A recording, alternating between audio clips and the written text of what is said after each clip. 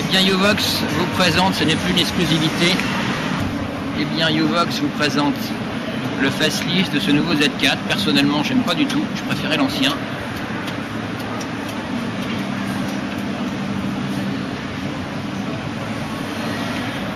Mais ça reste une auto très agréable, très vivante, très bien équilibrée, avec des motorisations BMW, donc pas de surprise.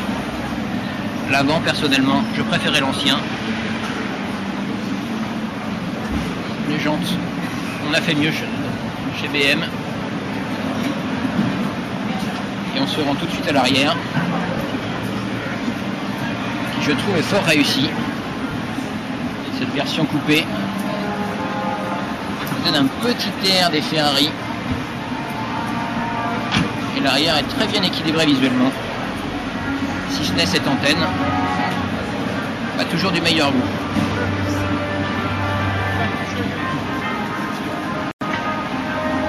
D'ailleurs classique, on va s'y rendre dans un instant. Bien, Uvox vous invite à pénétrer dans ce nouveau Z4 lifté. Donc, il faut reconnaître que l'intérieur n'a pas énormément évolué par rapport à la version précédente.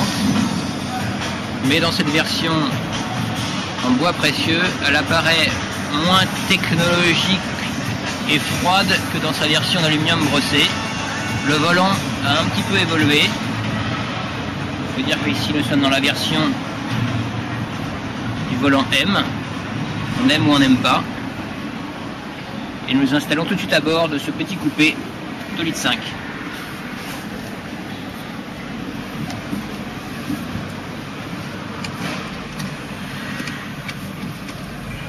Les sièges électriques sont très ergonomiques, comme vous le voyez, nous reculons. L'auto est équilibrée, le volant est très agréable au toucher. Je ne doute pas qu'il donne une sensation de conduite très agréable. Jolie auto. Toujours chez BMW, nous voici face à la gamme M, donc la gamme Motorsport sportive du constructeur bavarois. Donc ici, le nouveau Z4 M Roadster, dans une livrée blanche.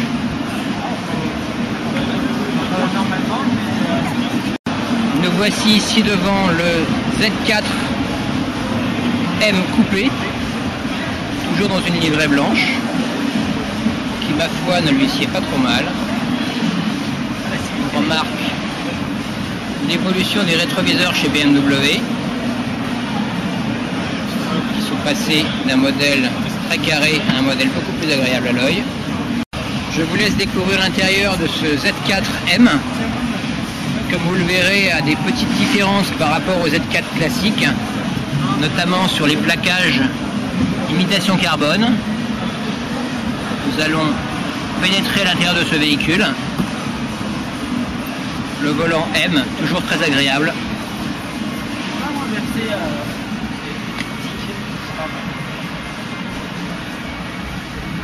Donc il s'agit d'un faux plaquage carbone, et en fait c'est du cuir traité tout spécialement, ce qui est visuellement agréable.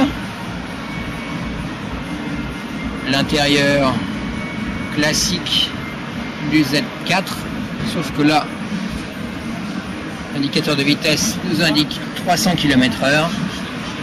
Et nous n'avons malheureusement pas les diodes électroluminescentes qui s'affichent uniquement lorsque le contact est mis.